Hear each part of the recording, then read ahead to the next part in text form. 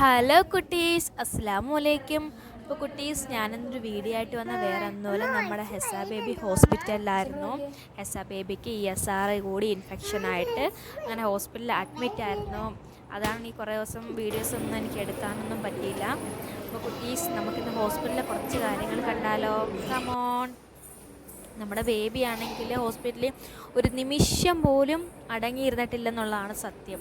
കാരണം അവൾക്ക് ഡ്രിപ്പും കാര്യമൊന്നുമില്ലായിരുന്നു, ഇഞ്ചക്ഷൻ ആയിരുന്നു, ആൻറ്റിബയോട്ടിക് എടുക്കുക. അന്നേരം ഒരിടത്ത് കിടക്കേണ്ട ആവശ്യം വരുന്നില്ല. അതുകൊണ്ട് അവളാണെങ്കിൽ അടങ്ങിയിരിക്കേയില്ലായിരുന്നു, റൂമിലിരിക്കത്തേയില്ല. ഫുൾ ടൈം പുറത്തിങ്ങനെ ആ വരാന്തയിലൂടെ ഇങ്ങനെ ഓടി ചാടി നടക്കുക. റെസ്റ്റ് എടുക്കുക. ഹോസ്പിറ്റലിൽ പോയി കിടന്നിട്ട് അവളാണെങ്കിൽ ഫുൾ ഓട്ടവും ചാട്ടമായിരുന്നു.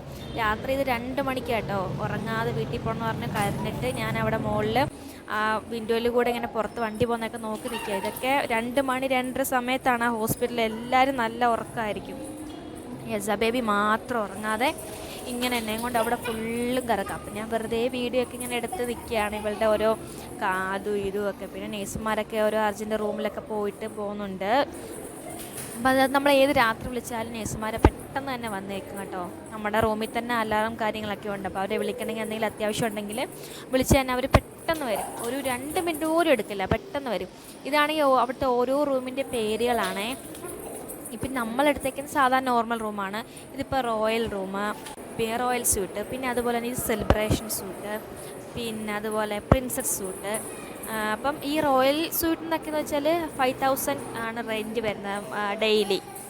പിന്നെ നമ്മളെടുത്തതെന്ന് വെച്ചാൽ നോർമലാണ്, പക്ഷെ അതിന് വരുന്നത് 1750 എന്താ ഡെയിലി റെൻറ്റ് വരുന്നത്. അത്യാവശ്യം നല്ല റൂമാണ്, കുഴപ്പമൊന്നുമില്ല. അതിൻ്റെ ഇടയ്ക്ക് ഫ്രണ്ട്സ്, ഇത് കണ്ടില്ലേ, എനിക്ക് ജസ്റ്റ് ഒരു വയറുവേദന വന്നതാണ്. നിങ്ങൾക്ക് എല്ലാവർക്കും അറിയാമല്ലോ, എനിക്ക് ഫാറ്റി ലിവർ ഉള്ളതുകൊണ്ട് വയറുവേദന വരും. അങ്ങനെ പിന്നെ ഞാനും അവിടെ കാഷ്വാലിറ്റിയിലായിട്ട് ഇഞ്ചക്ഷനൊക്കെ വെച്ചു. അതിനുശേഷം നമ്മുടെ ബേബി റൂമിൽ വന്നിട്ട് റൂമിൽ ഇരിക്കില്ല. ഇവിടെ കിടന്ന് വെറുതെ വഴക്കുണ്ടാക്കുക.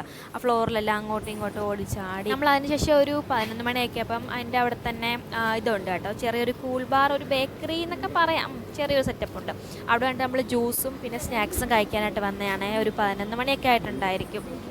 അപ്പോൾ അതിനുശേഷം നമ്മൾ നേരെ റൂമിലേക്ക് പോയി. അത്യാവശ്യം കണ്ടോ, ഡോക്ടേഴ്സിനെ കാണാൻ ഓപ്പി നല്ല തിരക്കുണ്ട്.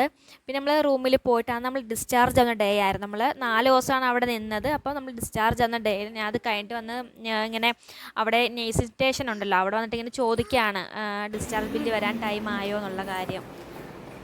പിന്നെ അതിനുശേഷം നമ്മൾ നേരെ റൂമിലേക്ക് പോയി. പിന്നെ നേഴ്സുമാരെല്ലാം നമ്മളോട് നല്ല ഒരു സഹകരണം തന്നെയാണ്. നമ്മൾ എപ്പോൾ വിളിച്ചാലും ഒരു പെട്ടെന്ന് വരെയൊക്കെ ചെയ്യും. ഹോസ്പിറ്റലിലെ കാര്യമായാലും നമുക്ക് ഒന്നും അറിയണ്ട, പക്ഷെ അതുപോലെ ബില്ലാവും കേട്ടോ. ബില്ലിൻ്റെ കാര്യത്തിന് നോ കോംപ്രമൈസ്. പക്ഷേ നമ്മുടെ എല്ലാ കാര്യം പക്കയായിട്ട് നടക്കും. പിന്നെ ഇത് നമ്മുടെ റൂമാണ്. റൂം നമുക്ക് അത്യാവശ്യം നല്ല റൂമാണ്. 1750 ഡെയിലി റെൻറ്റ് വരുന്നത്. അത്യാവശ്യം സൗകര്യവും കാര്യങ്ങളും ക്ലീനും എല്ലാം ഉള്ള റൂമാണ്. ഡെയിലി തന്നെ 2 പ്രാവശ്യമായിട്ട് ക്ലീനിങ്ങിന് തന്നെ ചേച്ചിമാർ വരും. അപ്പം ടോയ്ലറ്റ് ക്ലീനിങ്ങും എല്ലാം അവർ തന്നെ ചെയ്തോളും. അപ്പം നല്ല ക്ലീനാണ്. ഫ്രണ്ട്സാണ്. ഏത് ഹോസ്പിറ്റലാണെന്ന് പറഞ്ഞാൽ വിജയ ഹോസ്പിറ്റലാണ്, വിജയാസ് കൊട്ടാരക്കര. നമ്മുടെ ഇവിടെ പത്തനാപുരം പുനലൂർ എല്ലാവർക്കും അറിയായിരിക്കും ഹോസ്പിറ്റലിനെ പറ്റി.